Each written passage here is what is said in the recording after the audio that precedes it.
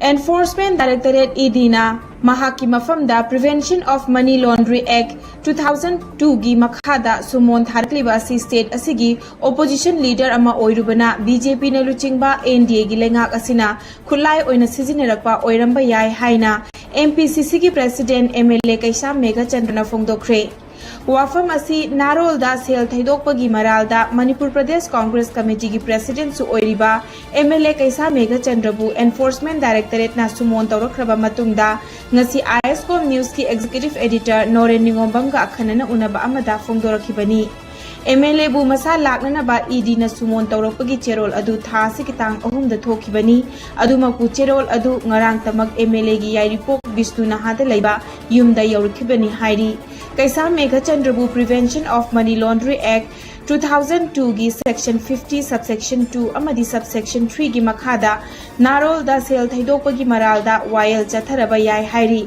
MLA Keisham Meghachandra na makhataraduna ISCOM News da akhanana phongdorakhibada hai India ki mafam ayambada ruling gi khulai asi Enforcement Directorate ni haina launaribani mahak masa Enforcement Directorate ki mamangda chatkadra chatloidra natraga kaidongoi chatkani haiba asi mahak ki party ki luchingba singasu watana khigani loinana mahak legal counsel singasu khanaraba matungda khanglagani haina khangalakli Sir, the Enforcement Directorate is someone letter lucky to see the way to be no adiga Mathakta Enforcement Directorate among the Kaidaway speaker doing no preparation lady.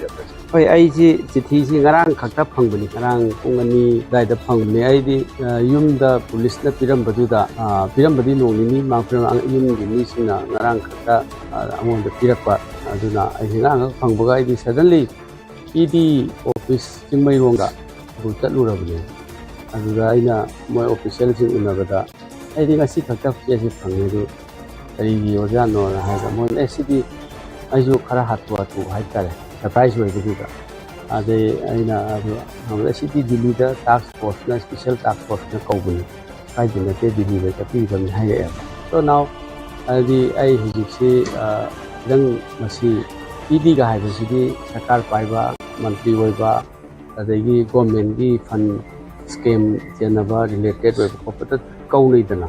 Ado, I be Masidi, I to confuse the way President because you post.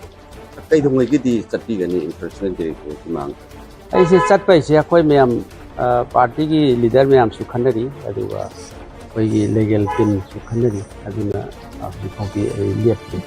It's a politics kick along the ranks Kasana, Lady Music like Center the party for the JP and the government keep at Nangi, Sakibamam, Madu Laman Company and Lobby brought to mind.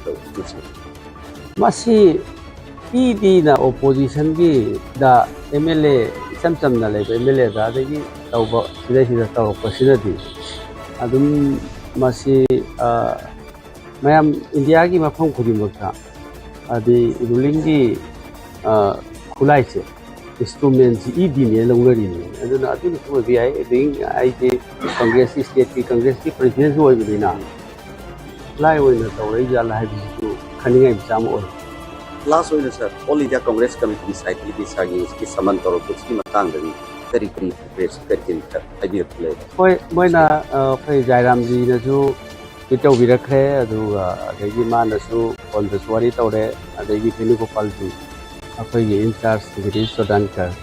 When the Sahare, don't worry, for Nangra with a levy.